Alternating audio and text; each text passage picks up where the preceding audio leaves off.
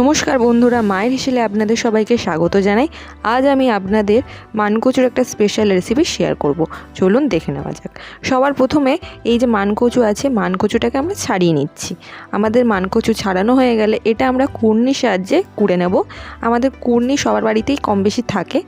আর এবার আমরা সেই কুড়নিতেই পেঁয়াজ, দুটো মাঝারি পেঁয়াজ কুড়ে রেখেছিলাম সেটা দিচ্ছি, 10 থেকে 12টা রসুনের কোয়া আর কিছুটা আদা, সেটা রসুনের সমপরিমাণ আদা কুড়ে রেখেছিলাম সেটাও দিয়ে দিচ্ছি, আর কিছু পরিমাণে কাঁচা লঙ্কা কেটে রাখা।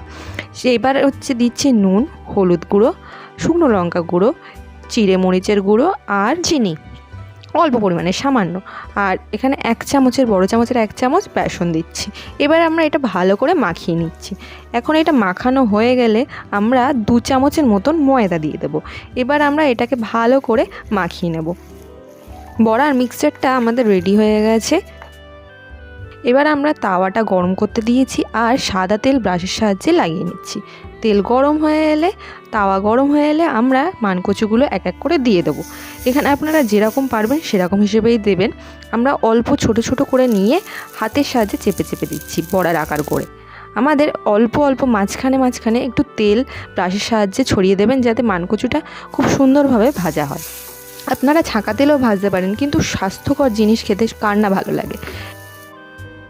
মানকচুর 1 পিঠ ভাজা হয়ে গেলে আমরা খুন্তির সাহায্যে সেটাকে উল্টে দিয়ে আবার অল্প পরিমাণে তেল ব্রাশ করে দিচ্ছি।